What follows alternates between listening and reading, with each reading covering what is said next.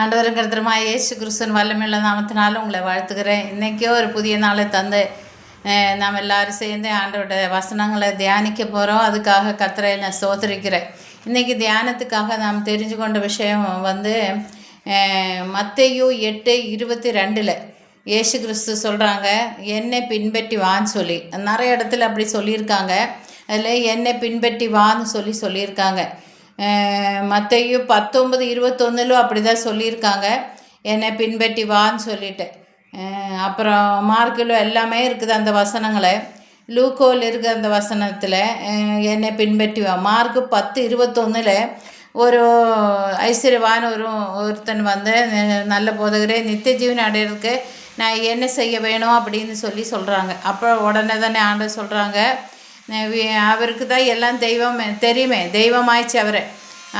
எனக்கு உள்ளதெல்லாம் விற்று நீ தரித்திர கொடு, அப்போது பரலோகத்தில் உனக்கு பொக்கிஷம் உண்டாகும் அப்படின்னு சொல்கிறாங்க. அப்போ இவன் ரொம்ப ஆஸ்தி உள்ளவனே சொல்லிட்டு ரொம்ப துக்கத்தோடு கடந்து போயிட்டாங்க.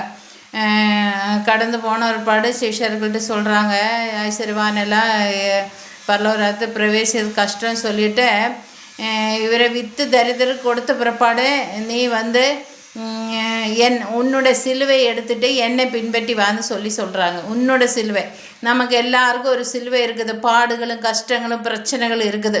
அது எடுத்துகிட்டு தான், அதோடு தான் நாம் அதோடு எடுத்துகிட்டு அவரை பின்பற்றி, அதோடு தான் நம்ம அவரை பின்பற்றணும். பிரச்சனை இல்லாத இந்த காரியங்களெல்லாம் முடியட்டுங்க, இந்த பிரச்சனையெல்லாம் ஒழியட்டும், நான் கர்த்தருக்கு ஊழியம் செய்கிறேன், நான் சுவிசேஷம் அறிவிக்கிறேன் அப்படின்னு இல்லை. அவரை இந்த பிரச்சனையில் தான் நம்ம வந்து அவரை பின்பற்றணும்னு அவர் சொல்லியிருக்காங்க. அப்படியாக அடுத்ததாக இன்னும் இது லூக்கோவில் ஒரு வசனம் இருக்குது. லூக்கோவில் வந்து 22:33 பேதுருவை பார்த்து நீ என்னை மறுதளிப்பாய் அப்படின்னு சொல்லும்போது சொல்கிறாங்க, காவலிலும் சாவலும் நான் உன்னை விட்டு போக மாட்டேன், உன்னை பின்பற்றி வர எப்போதும் நான் தயாராக இருக்கிறேன், உன்னை பின்பற்றி வருவேன், எல்லாத்தையும் நான் விட்டாலும் சரி உன்னை மட்டும் பின்பற்றுவேன், என்னை காவல் ஆனாலும் சரி சாவு வந்தாலும் உங்களை பின்பற்றுவேன்னு சொன்னான். அப்படியாக கர்த்தர் அவரை பின்பற்றணும். அவர் இப்போ ஆவியாக இருக்கிறாங்க, அவர் மாம்சத்தில் இல்லை. அவரை எப்படி நாம் பின்பற்றுகிறது? அவருடைய வசனங்களை நம்ம கை கொள்ளணும், வசனத்தின்படி நடக்கணும், வசனத்தின்படி வாழ்ந்து காட்டணும், சாட்சியுள்ள வாழ்க்கை நம்மளுக்குள்ளே இருக்கணும். நம்ம வாழ்வில் அவரை பின்பற்றணும். அவரை பின்பற்றி நம்மளோட என்ன பிரச்சனை வந்தாலும் அவரை பின்பற்றணுங்கிறத அவர் விரும்புகிறாங்க. நம்ம அப்படியாக செய்யணும். அப்போ ஆமோஸ் 2:4 கூட சொல்லியிருக்காங்க, வேதத்தை நம்ம பின்பற்றணும்.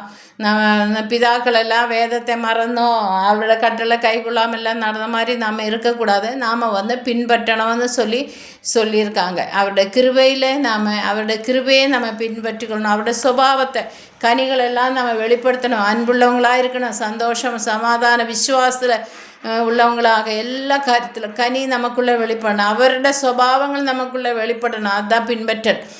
அடுத்ததாக ஒருத்தரை இங்கே பின்பற்றி வந்தாங்கன்னு நம்ம வாசிக்கலாம். ரூத்தே 1:14-17 வரை இருக்கிற வசனங்களை வாசித்தேங்கனாக்கா, ரூத்து சொல்கிறா, ரூத் ஒரு விதவை தெரியுமில்ல, நவோமி ரூத்தை அவங்கள 2 பேரையும் கூட்டிகிட்டு ஓரப்பால் ரூத்தையும் கூட்டிகிட்டு ஊருக்கு அப்போ ஓரப்பால் சொல்கிறது, நீங்கள் உங்கள் தகப்பன் வீட்டுக்கு போங்க, எனக்கு வந்து இன்னும் நான் வயசானவங்க, இன்னொரு பிள்ளை பையன் பிறந்த உங்களுக்கு உங்களை கல்யாணம் பண்ணி கொடுக்குற அளவுக்கு நீங்கள் காத்திருப்பீங்களா, நீங்கள் உங்கள் தகப்பன் வீட்டுக்கு போங்கன்னு சொல்லும்போது அவள் சொல்கிறோம், நான் ரூத்தோ அவளை விடாமல் பற்றி கொண்டா, நான் போக மாட்டேன் அப்படின்னு சொல்லி 16 நான் உண்மை பின்பற்றாமல் உண்மை விட்டு திரும்பி போவதை குறித்து என்னோட பேசவே வேண்டாம், நீ போகும் இடத்தில் நானும் போவேன், நானும் வருவேன்,